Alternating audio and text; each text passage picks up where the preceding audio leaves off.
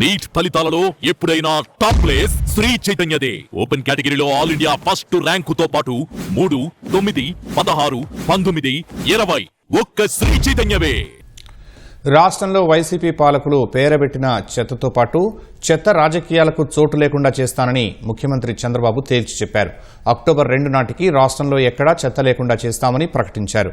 రాజకీయాల్లో అక్కడక్కడా ఇప్పటికీ కనిపిస్తున్న చెత్తను ప్రజలే లేకుండా చేయాలని పిలుపునిచ్చారు. అంగన్వాడీ స్వచ్ఛాంధ్ర కార్మికుల పిల్లలకు తల్లికి వందనం ఇస్తామని ప్రకటించారు. కృష్ణా జిల్లా గుడివాడలో స్వర్ణాంధ్ర స్వచ్ఛాంధ్ర కార్యక్రమంలో ముఖ్యమంత్రి చంద్రబాబు పాల్గొన్నారు. గుడివాడ నుంచే వర్చువల్గా రాష్ట్ర వ్యాప్తంగా చేపట్టనున్న పలు కార్యక్రమాలకు శంకుస్థాపనలు చేశారు.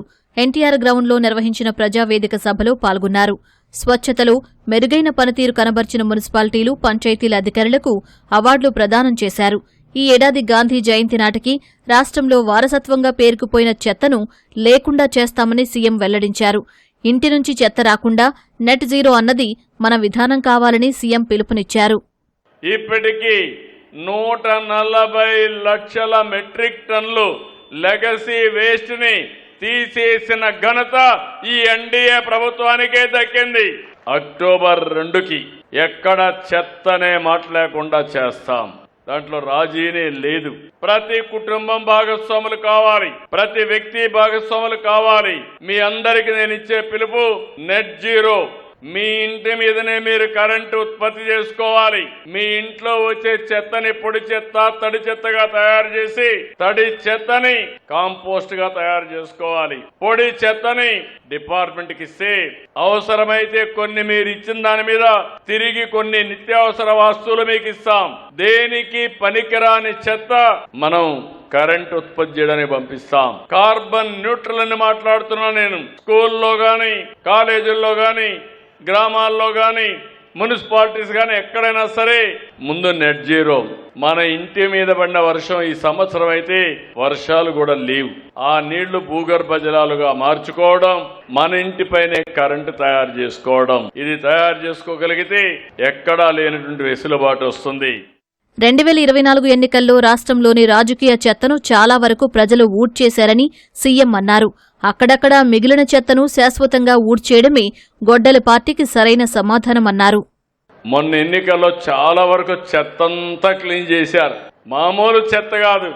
ఆ నోర్లు ఏమి నోర్లో నాకు అర్థం కాలేదు, కానీ ఆ నోర్లన్నీ ఫెనాయిలే శుభ్రంగా క్లీన్ చేశారు మీరు. ఇప్పుడు మిమ్మల్ని అడుగుతున్న ఇంకా అక్కడక్కడ కొంత చెత్త వాసనలు ఉన్నాయి. ఇంకా రాజకీయాల్లో క్రిమినల్స్ వాళ్ళు మారరు, జీవితంలో మారరు. మనం మార్చాలన్నా మారే పరిస్థితి శాశ్వతంగా వీళ్ళని మార్చేయడం తప్ప లేకపోతే వీళ్ళు మారే పరిస్థితి లేదు. ఒక అతను మాజీ మంత్రి, శ్రీకాకుళం, ఒక యాక్సిడెంట్ కొడుకు చేశాడు. చాలా పేద కుటుంబం, గొర్రెల కాపరి, వెనుకబడిన వర్గాలు. చనిపోతే ఏం చేయాలి?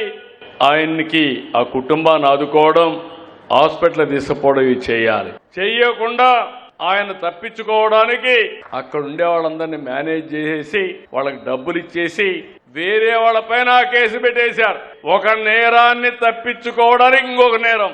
ఈ నెల 22 నుంచి 24 వరకు తల్లికి వందనం నిధులు లబ్ధిదారుల ఖాతాల్లో జమ చేస్తామని సీఎం వెల్లడించారు. తొలిసారి అంగన్వాడీలు, స్వచ్ఛాంధ్ర కార్మికుల పిల్లలకు తల్లికి వందనం పథకం అమలు చేస్తామని ప్రకటించారు.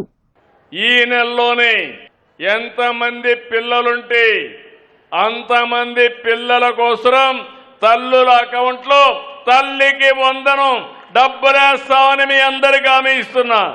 22 నుంచి 24 వరకు ఈ కార్యక్రమాన్ని చేస్తాం. మీరు అనుకోవచ్చు నా దగ్గర డబ్బులు ఉందని. కాదు, మనసు ఉంది, కష్టపడే మనస్తత్వం ఉంది. అంగన్వాడీ కార్యకర్తలు, స్వచ్ఛ ఆంధ్రప్రదేశ్ లో పనిచేసే కార్మికులు, వీళ్ళిద్దరికి కూడా తల్లికి వందనం అమలు చేయడానికి నిర్ణయం తీసుకున్నాం. వాళ్ళ అకౌంట్లో కూడా డబ్బులు వేస్తాం. కూటమి ప్రభుత్వం పారదర్శక పాలనను అందిస్తోందన్న సీఎం అవినీతిని ఎంతమాత్రం సహించబోమని తేల్చి చెప్పారు. నియోజకవర్గంలో విభాగాల వారీగా అధికారుల ప్రోగ్రెస్ కార్డును చదివి వినిపించారు.